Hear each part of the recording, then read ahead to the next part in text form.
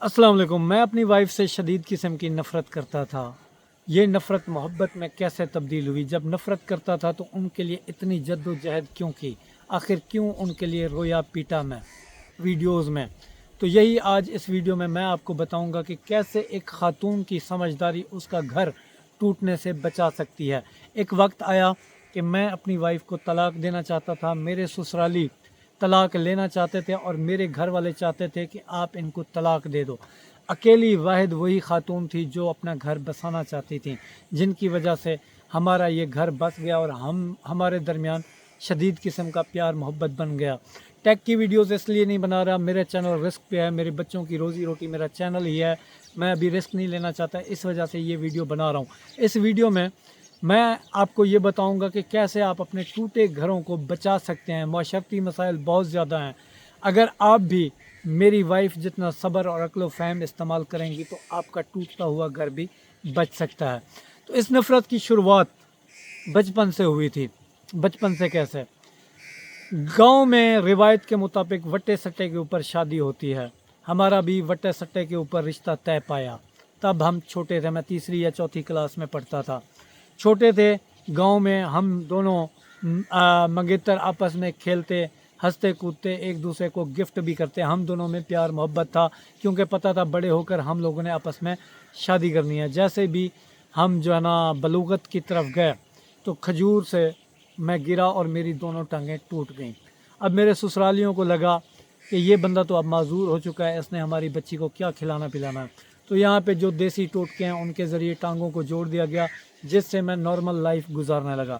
अब मेरे ससुराली ये सोच रहे थे ये तो कभी भी दोबारा स्टेबल नहीं हो पाएगा, तो इस वजह से वो मुझे रिश्ता देना नहीं चाहते थे।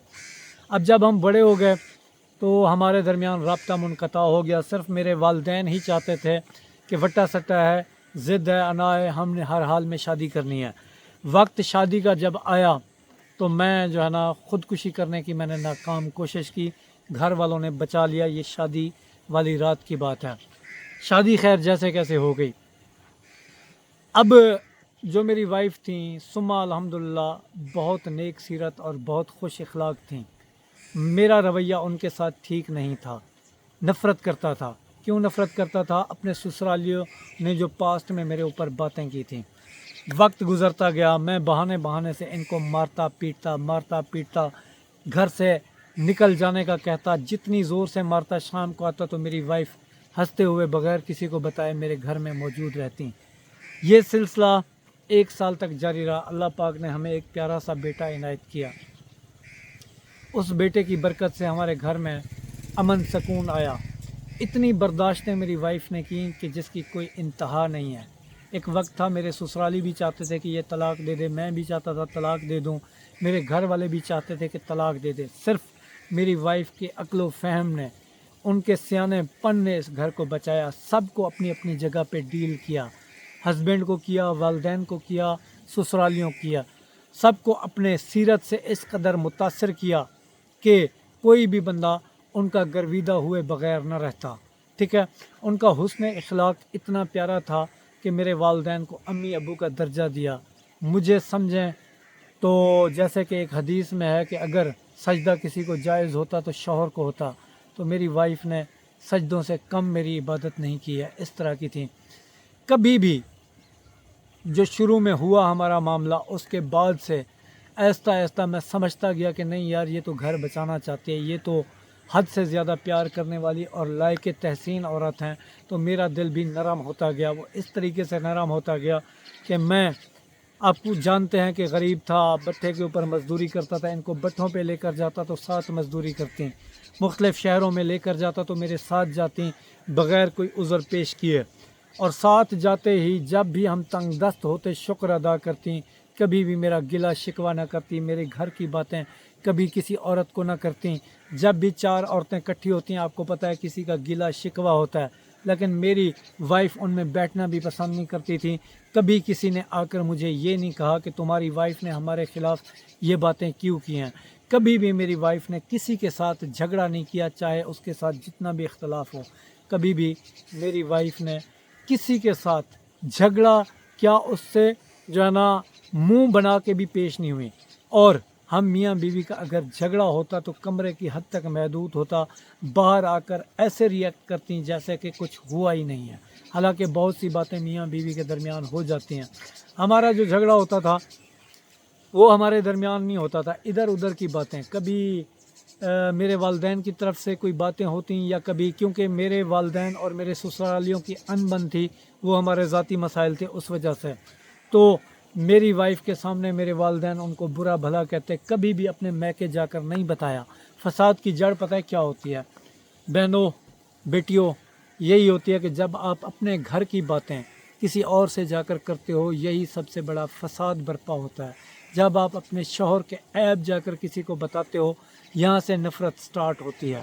کبھی بھی اپنے شوہر کے عیب کسی کے آگے بیان نہ کرنا، کبھی بھی اپنے سسرالیوں کا حال میکے اور میکے کا حال سسرالیوں میں نہ دینا، اس سے بہت بڑے فسادات جنم لیتے ہیں اور 90% گھر اسی وجہ سے ٹوٹ جاتے ہیں۔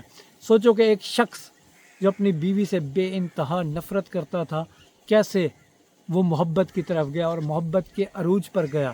یقین کرو، میں جب وائف کے بارے میں سوچتا کہ اللہ ان کو اگر سنبھال لے تو کیا ہو گیا، میرے رونگٹے کھڑے ہو جاتے تھے۔ میں نے ان کے لیے علاج کے لیے اپنا چینل بھی سیل کرنا چاہا، لیکن انہوں نے کہا کہ نہیں، میں چینل نہیں بیچنے دوں گی۔ ویڈیو موجود ہے جس میں انہوں نے باتیں کی تھی، آپ لوگوں کا شکریہ بھی ادا کیا تھا۔ اب وہ اللہ کو پیاری ہو چکی ہیں، لیکن اگر میں ان کی خوبیاں بیان کرنے جاؤں نا، تو اگر میں 2 دن بھی ویڈیو بناتا رہوں نا تو ان کی خوبیاں ختم نہیں ہوں گی۔ خود کو آپ اس قابل بناؤ کہ آپ کے شوہر بھی آپ کی تعریف کریں، آپ کے سسرالی بھی آپ کی تعریف کریں، آپ کے رشتہ دار بھی آپ کی تعریف کریں۔ میرے تمام رشتوں کی قدر میری بیوی نے، میری پھپھی کی، میرے ماموں کی، میرے ماموں زاد بھائیوں کی اس قدر کی جیسے یہ سارے اس کے اپنے ہیں۔ جب بھی آپ اپنے سسرال جاؤ تو سسرالیوں کو اپنا بنا کے رکھنا، نندوں کے ساتھ کوئی جھگڑا نہ کرنا۔ یقین کرو اس طریقے سے میری وائف نے زندگی گزاری ہے، یقیناً اللہ پاک نے ان کو جنت میں اعلیٰ مقام دیا ہوگا کہ ان کے بارے میں کوئی ایک چھوٹا سا بچہ بھی گلہ نہیں کر سکتا کہ نہیں یار ان میں یہ عیب تھا۔ بالکل بے عیب اور عیبوں سے پاک تھیں۔ اگر اس طرح کی عورت کسی شخص کو مل جائے تو اس کا گھر جنت سے کم نہیں ہوتا۔ میرا گھر جنت جیسا تھا۔ اللہ پاک نے ہمیں سکھ بھی دیے، پیسہ بھی دیا، لیکن پھر آزمائش دے دی۔ یہ میرے اللہ کی مہربانی سے ہوا، جو کچھ ہوا اللہ کے کرنے سے ہوا۔ اگر آپ لوگ بھی اپنے گھروں کو جنت جیسا بنانا چاہتے ہیں، جو کوالٹیز میری بیوی کے اندر تھیں، خدا را ان کو آج سے اپنا لیں۔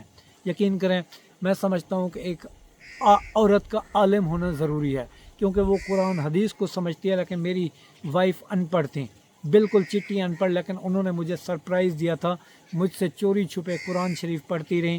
جب مکمل کر لیا ناظرہ، تب مجھے جا کر بتایا کہ میں نے آپ کی سب سے بڑی خواہش پوری کر دی ہے، اب میں نے قرآن ناظرہ کر لیا ہے، جس کے اوپر میں بے حد خوش ہوں۔ الحمدللہ کوئی عیب نہیں تھا۔ یقین کریں ان کے جیسا نہ پیدا ہوا تھا، نہ ابھی موجود ہے، نہ ہوگا۔ اس قدر اس طرح کی وہ عورت تھیں۔ اگر اس طرح کی عورت کسی کے مقدر میں ہو تو گھر جنت جیسا بن جاتا ہے۔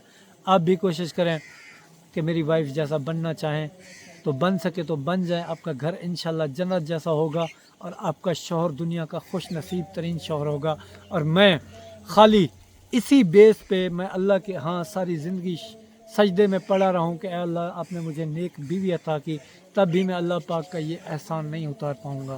میری بیوی اس طریقے کی تھیں، میں جتنا ان کا شکر ادا کروں، ان کے لیے دعاؤں کروں، کم ہے۔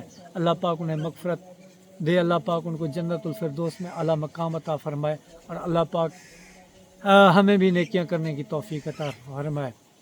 جزاک اللہ۔ اگر ویڈیو پوری دیکھی ہے تو شکریہ۔ اللہ حافظ۔